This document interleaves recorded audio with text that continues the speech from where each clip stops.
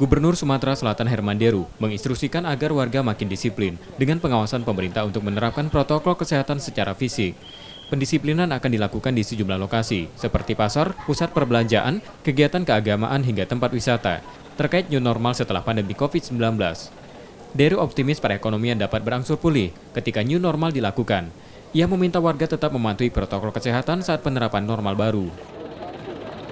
Persiapannya adalah perhatian terhadap tempat-tempat berkumpulnya publik atau kerumunan, misalnya pasar, ini misal ya.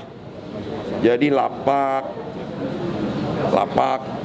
harus jaga jarak, kemungkinan droplet, tempat pelayanan umum, restoran, rumah makan atau apapun itu. Terus kerumunan-kerumunan kegiatan keagamaan, ini juga harus ke depan kita sebelum ditemukannya vaksin dan obat, kita harus tetap menggunakan protokol cegah COVID.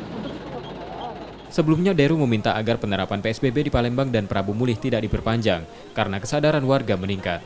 Ia juga menyambut baik kebijakan pemerintah pusat tentang penerapan new normal di 25 kabupaten kota Indonesia termasuk Palembang.